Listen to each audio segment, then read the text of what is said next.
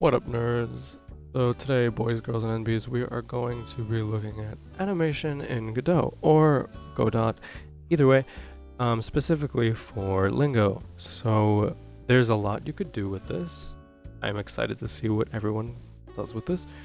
There are either things that can be animated as a constant, not needing to be activated. They just are like that when you load your map.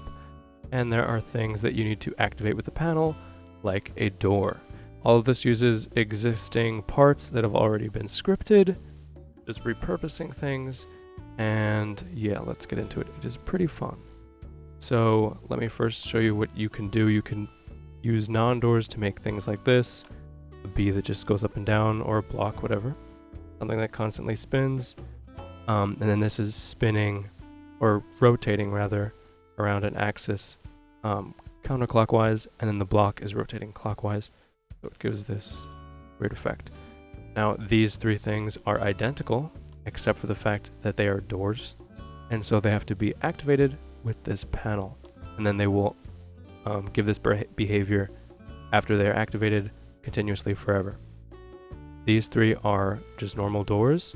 This is your normal door deconstructed. These are all the parts of a door. This is a grid map door, so it is just has the behavior of a normal door, but you can build it out of a grid map. I will show you how to make this one too. Like for instance, you could add this here, and then when you solve the panel, the whole grid map moves. And then there is a wing door, which has the hinge over here instead of under, and then when it's activated, instead of moving it downwards, it rotates it, so it swings. You can do a rotation and a translation to make it swing and move. You could also keep this around if you uncheck, where is it? If you uncheck remove on completion, but for now, once it swings, it'll be removed. So let's get into making these. First, what you want to do is make a door. It's easier than you might think. You just add a child node, spatial node, and then you're going to add a child node to that spatial node. We're going to go ahead and name this one door. This one has to be named hinge. And then under hinge, we are going to open the door, not in scripts, it's under nodes. We're going to find the door TSCN, double click that, copy the mesh instance. You could copy it, or you could do Control-C. And then we're going to paste it here. So now we have our door, but it does not have the door script. So go ahead and click on this, load either the door control or door hidden script. They're effectively the same now. And you could change the material selection if you want it to be a different material. I'll keep it as a white block. It doesn't appear right now, but if you go ahead and duplicate it, delete the original one. Now it's updated in the scene. So this block here is effectively, we just made our own door without the animation. So we're going to click on door, right click, add child node, and animation player. We're going to add that, click on animation player, it'll open the animation tab down here. If it hasn't, you could just click animation. You're going to click this animation button, click new, this has to be named open. We can then add a track. I prefer adding individual properties. You could also just add the 3D transform track, but for this we're going to be adding the property. You then want to find your door, right here, door, and you want to click on hinge. Then we're going to do translation. You want to insert a key here. That is saving its current value. So this hinge, its transformation, you should see it as 0, 0, 0. Because in relation to this spatial node, the hinge is right on top of it. I'm going to go ahead and move the mesh instance up Oh, too much. Move it up like that, just so that it replicates a normal door. So now you see that the door and the hinge are at the bottom, mesh instance is in the middle. So the hinge itself is at 0 translation, and then we're going to move it to where we want our next key. Move where we want the door to be moved. We'll say -3, which is the actual normal door. Then we'll insert a key here. This key will then save our current translation. So when we play this, we should see it moves down. We click this, it says remove on completion. That's what will happen. If we uncheck this, it will now not be removed on completion.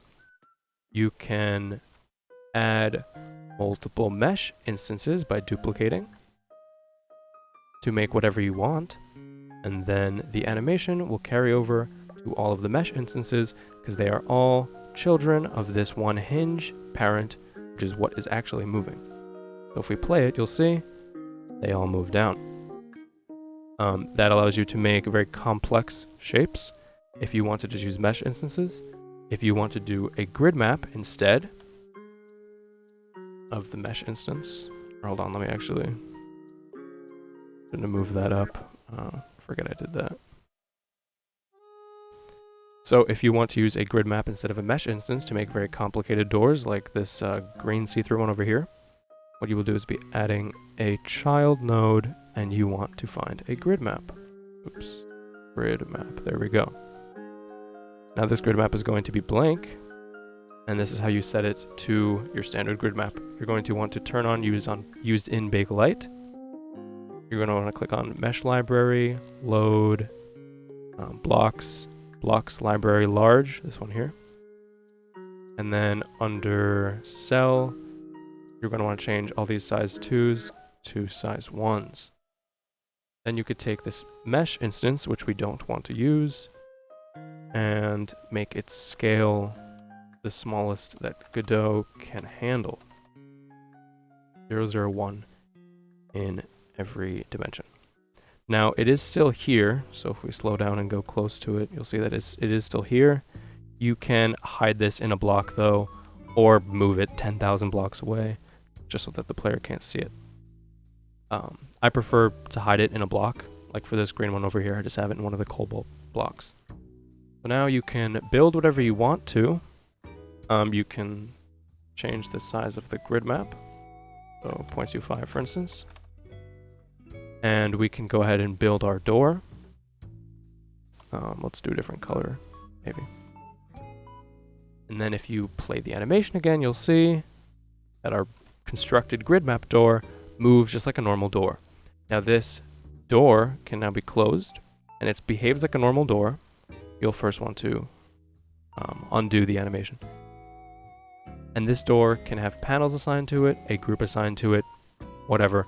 And it behaves just like a normal door, but you made it. Now, if you want a door to swing, that's pretty easy as well.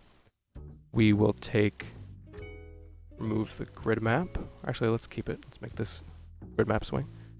Let's move the grid map, there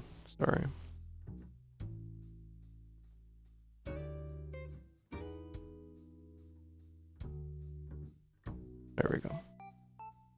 I prefer having the hinge where we need it to be rotated.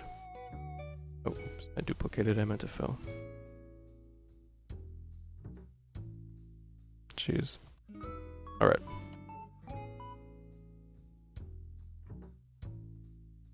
There we go. Now the hinge should be where the hinge normally would be, right here in the corner. And we want it, instead of being translated, we'll go ahead and delete this, or you can turn it off. We're going to add a new track, a property track, to the hinge, and it's going to be rotation. So we're going to insert a key here, take the hinge, rotate it to how we want it to be. Oh, actually, first we have to move to where we want our new key to be. Then rotate it how we want it to be. Add a new key. And now when the panel is solved, this will happen. Now we could keep this door around if we click, or if we uncheck this. If you check it, it'll disappear after it's solved. You can make this rotation anything you want. You could make it 5,000 if you want it to spin around a million times. Yeah, it's pretty versatile. You can also re-add this translation to make it spin around 1,000 times and go down. Doors, after you've learned how to use this, it's incredibly cool. So now let's explain how I did these that move constantly. Let's go ahead and close this. Now you don't need to create a door. It's a lot simpler. It's the first steps that we did before, but without the door script attached. Go ahead and delete this. Close this. In decorations, I just have, you could make a new node if you want and name it, I don't know, moving objects. Then under this, we're going to add a spatial node, another spatial node to that one, and now you'll want this mesh instance from the door again. Just add it. Great. Now you can move this to move the whole object, and you're going to be using this mesh instance to make whatever you want. Let's say this was a windmill, for instance. We want this windmill to spin. What we'll do is we will add a animation player to the main spatial. You could rename this and rename this. We're going to rename this one. You could rename it whatever you want. It doesn't need to be named hinge. Just name it spin. Now for this, we're going to click on animation, a new animation. This doesn't have to be named open. It could be named whatever you want. We'll call this also spin in lowercase this time because reasons. Now we'll click on our spin node or spatial.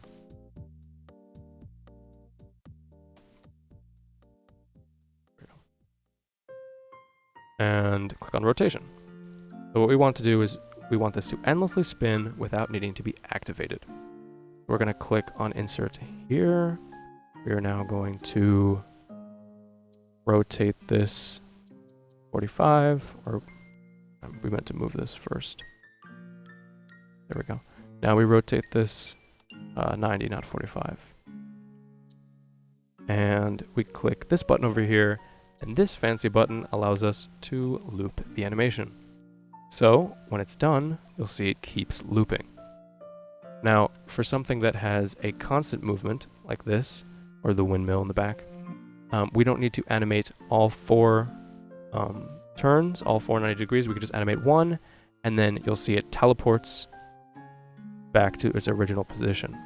And that's because we have this clamp loop here. Clamp loop makes it so that this first position happens, next position happens, and then it resets to the first position. If we were to add more time, you'll see that it clicks back into the first position immediately. And the difference between clamp loop and wrap loop is after this key, it'll create a transition between this key and the next key. So you'll see after this key, it'll do a full 360, or I guess 270. Oh, it just does reverse, whatever. So it just does a smooth transition, the quickest transition to the previous key. We don't want that though. We want a constant movement. That's what we get. Now, if you add a 3D transform track, you won't get a constant movement because that doesn't have the continuous. And we need continuous. So that's why we have the separate property tracks. So that was a little confusing, but let me show you how the windmill works, for example. We have all of these mesh instances, or this is the main, the door. Let me go not to the door, this one. We have the main mesh instance in the middle. We have this child node of our main spatial node. This child node, you see its translation is 000 because in relation to this, it is 000. And we'll always need a parent and a child because if you don't add a parent to the child, the main one that you're animating will be a child of this spatial, and that just causes a lot of problems. So make sure you're always adding a parent and a child. So for this, we have the 4 wings, which are made up of all mesh instances.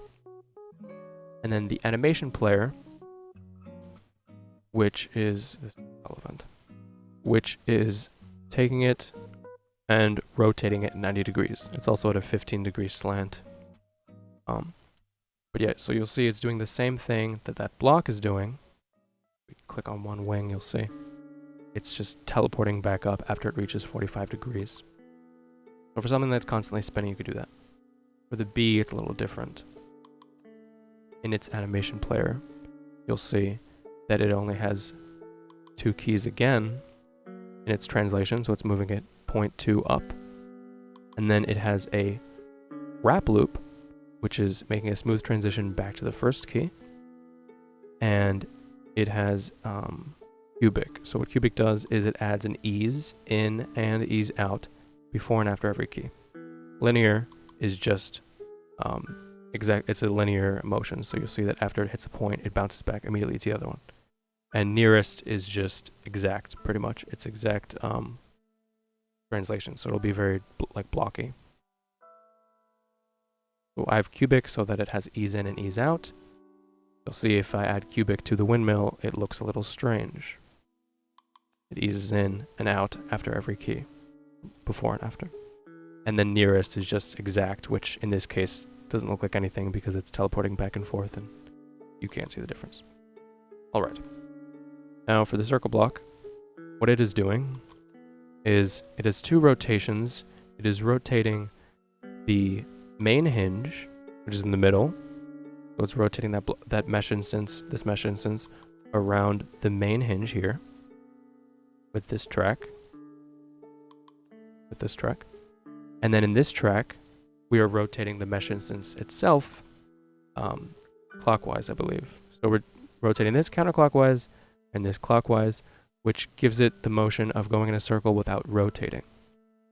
Now, these doors are a little different because for doors, if you remember, we need to have a mesh instance.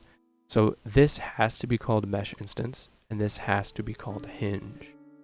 And then for the entire animation, it has to be called open. So it's effectively the same as this, except you don't get liberties to name this windy, for instance, or name this whatever you want, for instance, or name this wind. You have to name it. You have to name at least one mesh instance, and then you have to name the child hinge and the animation's animation open. And this will play endlessly because it is on loop, but it will only play once it is activated by the door script. And one more thing, the reason why these are playing by themselves is because in animation, you click this button here, which is autoplay on load. So when the map loads, it will autoplay it without needing to be activated. I feel like I'm missing one thing. Can't seem to remember what I wanted to say though. That's pretty much the basics of all of animation, or what you'll be needing. If you need help with anything or you want to build something specific and you want help, feel free to ask me and I could try to figure it out. Yeah, I don't think there's anything else. I feel like there's one more thing I wanted to say. Well, you can also animate scale. So you can make this block, for instance, shrink and grow. Where is it? Circle block 2. Oh.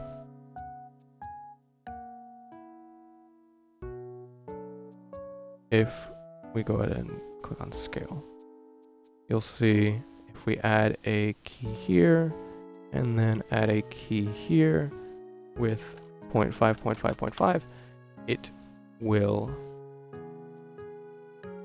shrink and then grow. And it looks a little strange because it is linear, so let's change that to cubic. and we get this shrinking, oh, I reversed it. And we get this shrinking, growing, circulating animation.